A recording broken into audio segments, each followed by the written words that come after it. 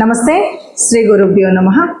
ఆపదామపహర్తారాం దాతారాం సర్వసంపదాం లోకాభిరామం శ్రీరామం భూయో భూయో నమామి.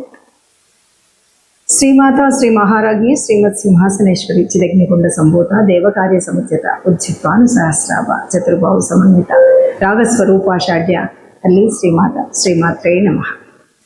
జూలై మాసానికి మొదటి పక్షంలో అంటే జూలై 2026లో మొదటి పక్షానికి అసలు గ్రహస్థితి ఎలా ఉంది, అలాగే జాతకం ఈ 15 రోజుల్లో ఎలా ఉంది అంటే తప్పకుండా మారుతుంది. అంటే 15 రోజుల్లో మారుతుంది.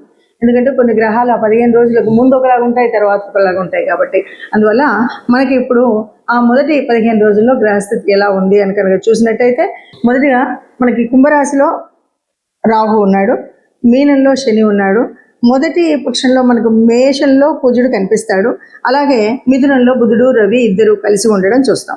ఇక ఆ తర్వాత కర్కాటకంలో గురువు శుక్రుడు ఉంటాడు, సింహంలో కేతు ఉంటుంది. ఇది మనకి మొదటి పక్షం 2026 జూలై నెలలో మొదటి పక్షంలో కనిపించేటువంటి గ్రహస్థితి.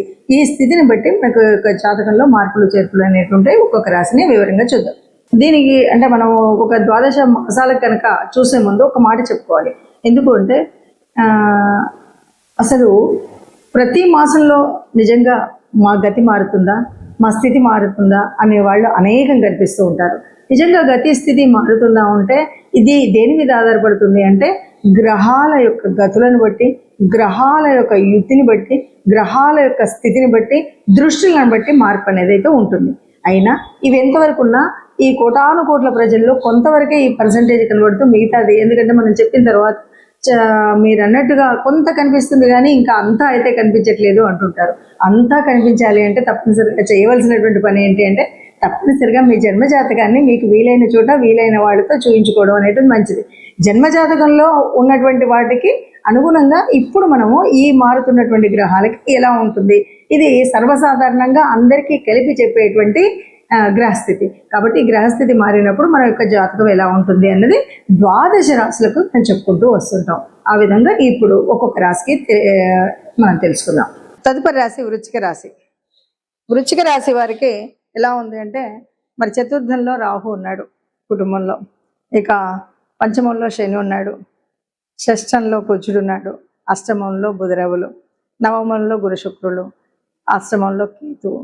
ఇందులో మనకేంటంటే కేవలం రవిగ్రహం తర్వాత మనకి శుక్రుడు మాత్రమే మనకు 2వ అర్థంలో మారుతున్నారు. ఇక మెజారిటీ ఆఫ్ ద గ్రహాలు ఇలాగే ఉన్నాయి. కాబట్టి మరి పరిస్థితి ఎలా ఉంటుంది?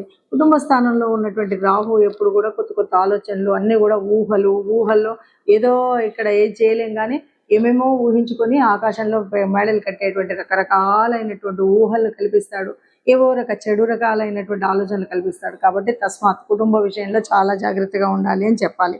ఇక సప్తమ కుజుడు, పంచమ శని, అష్టమ భాగ్యాల్లో మరి రవి ముందు అష్టమంలో ఉండి తర్వాత భాగ్యంలోకి వస్తాడు. ఇవన్నీ కూడా ఎట్లా ఉంటాయంటే కొన్ని జాగ్రత్తలు తప్పనిసరిగా పాటించాలి. అలా పాటించినట్టయితే కష్టం వస్తుంది అని క్లియర్గా చెప్తున్నారు. కాబట్టి కుటుంబంలో ఎవరి తీరు వారిదిగా ఉండటమే మంచిది కాదు. అట్లాగే అనారోగ్యాన్ని తప్పనిసరిగా మీరు ఎదుర్కోవాల్సిన పరిస్థితి, ఎదురు చూడడం కాదు మీరు ఎదుర్కొనే పరిస్థితే కనిపిస్తుంది. కాబట్టి మీ విషయంలో వాకింగ్ చేస్తారా, యోగా చేస్తారా, ఏం చేస్తారు అనేది తప్పనిసరిగా చేయండి. లేదు అంటే లేనిపోయిన అనారోగ్యాలు తెచ్చుకోవడం, దానివల్ల ఆర్థికంగా కూడా ఇబ్బందులు తేవడం, మానసికంగా కూడా కుటుంబంలో ఒకరికొకరికి సమన్వయం లేకపోవడం వల్ల వచ్చే కష్టం వల్ల, ఒకరి మాట ఒకరికి నచ్చకపోవడం వల్ల వచ్చేటువంటి కష్టాలు ఎక్కువగా కనపడుతున్నాయి. ఇక నిరుద్యోగులు ఎవరైతే ఉన్నారో వారికి బాగానే ఉంటుందని చెప్పొచ్చు. నిరుద్యోగులకి ఎంతో కొంత ఎక్కడో ఒక చోట చిన్నదో పెద్దదో ఉద్యోగం ఏర్పడేటువంటి అవకాశం ఉంటుంది, ఎక్కడో ఒక చోట ప్లేస్మెంట్స్ అయితే ఉంటాయి.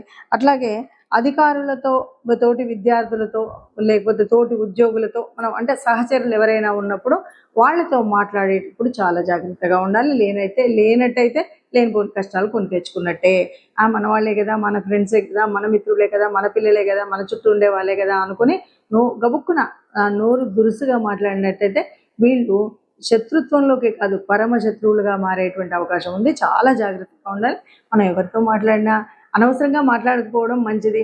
మాట్లాడితే సౌమ్యంగా మాట్లాడడం, నవ్వుతూ మాట్లాడడం, మనం మాట్లాడేదాన్ని స్పష్టంగా మాట్లాడడం, లేనిపోని వెటకారాలు ఆడకుండా ఉండడం అనేటువంటిది చాలా చెప్పదగినటువంటి సూచనగా నేను ఇప్పుడు తెలియజేయడం అయితే జరుగుతుందండి. ఇప్పటి వరకు మీరు ఈ గ్రహస్థితిని చూశారు కాబట్టి, ఈ గ్రహస్థితి మరి ఇలా ఉన్నప్పుడు ఎవరం కూడా కష్టాలను ఆశించాం, ఎవరు కూడా కష్టాలు ఇష్టపడం, అయినా గ్రహస్థితి ఇలా ఉంది. ఎప్పటి నుండో అనుభవిస్తున్న కష్టాలు ఉన్నాయి, నష్టాలు ఉన్నాయి. అందరికీ ఆశాజనకంగా ఉండే విధంగా ఉండాలన్నదే ఉంది. కాబట్టి మనకు తప్పనిసరిగా కావాల్సినటువంటిది దైవానుకూలం, అలాగే గ్రహాల యొక్క అనుకూలత కావాలి. మనం ఏది ఏమన్నా గ్రహాల సంచారాన్ని బట్టి ఉంటుంది, కానీ మనకు అనుకూలించే విధంగా ఉండాలి అంటే మనం పుట్టినరోజు తెచ్చుకున్న ప్రారంభాన్ని బట్టే ఉంటుంది. పుట్టినప్పుడు మనం తెచ్చుకున్నటువంటి ప్రారంభం వల్ల కొన్ని యోగించేవి, కొన్ని యోగించేవి ఉంటాయి. అయినప్పటికీ ఇలాగ మనం ఏదైతే గోచారం చూస్తూ ఉన్నామో, గోచారంలో జరిగేటువంటి మార్పుల వల్ల కొంత ఉపశమనం పొందడానికి మాత్రం లాభం ఉంటుంది. ముఖ్యంగా చెప్పేది ఏంటంటే, ఈ మాసంలో అవునన్నా కాదన్నా మరి గురువు యొక్క మార్పు అనేది మనం చూసినటువంటిది.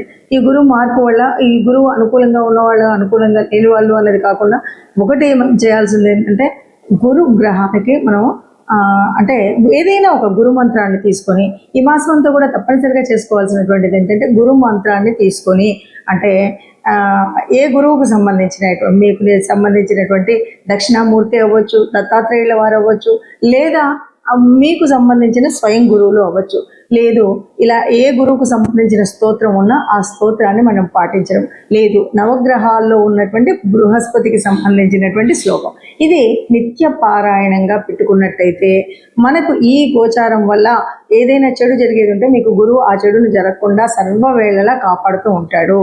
ఇక రెండవది, లేదు గురువు అనుకూలంగా ఉన్నాడంటే జరిగే మార్పుల్లో, మంచి మార్పుల్లో ఇంకా మంచి జరుగుతుంది తప్ప మీకు ఎట్లాంటి నష్టం ఉండదు. కాబట్టి ఈ గురువుకు సంబంధించినటువంటి ఈ విషయాలు చేయడమే కాకుండా, ఇంకా గురువు యొక్క అనుగ్రహం పొందాలి అంటే తప్పనిసరిగా మరొక మార్పు చేసుకోవాల్సింది, ఎవరైనా వృద్ధులు ఉన్నటువంటి వాళ్ళు, అంటే తండ్రి సమానులైనటువంటి వయసు ఉన్నటువంటి వాళ్ళు, అంటే వృద్ధులకు సహాయం చేయడం, సహకరించడం అనేటువంటి విషయాలు ఉంటాయి కదా, ఇవి కూడా చాలా వరకు గురు గ్రహం యొక్క సంతృప్తిని, గురు గ్రహం యొక్క అనుగ్రహాన్ని పొందడానికి వీలైనటువంటి అంశాలు. కాబట్టి ఆ రకంగా చేసుకుంటూ వెళుతూ, ఇక మనం ఒక్కొక్క గ్రహంలో ఉన్నటువంటి మార్పులు చేర్పులు ఉన్నాయి కాబట్టి వాటిని అనుసరించుతూనే వెళ్ళాలి. ఏదేమన్నా సరే రాహుకేతువుల మధ్యలో నలిగిపోతున్నటువంటి గ్రహాలన్నీ ఉన్నాయి.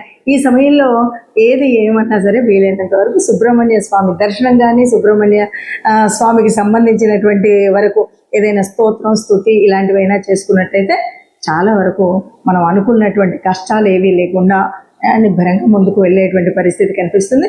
ఆ పరమాత్ముడు తప్పకుండా అందరినీ కాపాడుతాడు. అందులో మనం నిత్యం ఇలాంటి చక్కటి పారాయణం కానీ, లేదా ఆ సంబంధిత శ్లోకాలను కానీ చదువుకున్నట్టయితే ఒక సత్సంగత్యం వల్ల, ఆ దేవాలయం యొక్క పాజిటివ్ వైబ్స్ వల్ల తప్పకుండా మనకు మంచి జరుగుతుంది. మనము ఎప్పుడు ఏ మాసానికి ఆ మాసం చూసినప్పుడు కొన్నిసార్లు ఏమవుతుందంటే, ఆ మాసంలో మనకు అనుకూలించే విధంగా, అంటే గ్రహాల అనుకూలం ఎలా ఉన్నా కానీ మనకు ఆ మాసంలో వచ్చే కొన్ని పండగలు ఉంటాయి.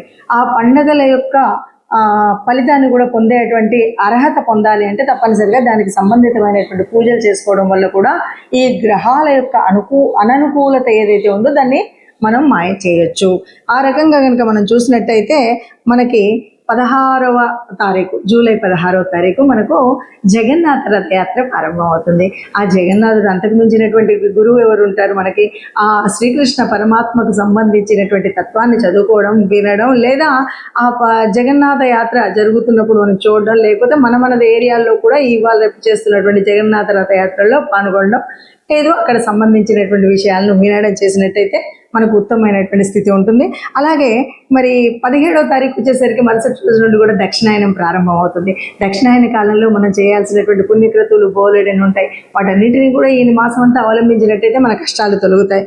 ఇంకా ముఖ్యంగా తెలంగాణ ప్రాంతంలో ఉన్నటువంటి భక్తులందరికీ కూడా మనకు తెలిసినటువంటి విషయం, ఈ జూలై మాసంలో ఆషాఢం ప్రారంభం అవ్వగానే మొదటి బోనాల పండుగ వస్తుంది. బోనాల పండుగ ఎవరికి చేస్తాము అంటే ఆ పరాత్పరేశ్వరి అమలగన్న అమ్మకి చేస్తూ ఉంటాం. కాబట్టి ఆ తల్లిని తెరవడం కూడా ముఖ్యము అనే విషయాన్ని మనం గ్రహిస్తే కనుక బాగుంటుంది. అలాగే ఈ నెలాఖరు చివరికి 25కి వచ్చేసరికి తొలి ఏకాదశి ఉంటుంది. తొలి ఏకాదశి వచ్చింది అనగానే ఆ సర్వజగన్నాథుడైనటువంటి రక్షకుడైనటువంటి ఎవరైతే ఈ మనకు తెలుసు త్రిమూర్తులలో ఎవరైనా సరే బ్రహ్మ సృష్టిస్తే మరి విష్ణువు ఎప్పటికప్పుడు రక్షిస్తూ ఉంటాడు.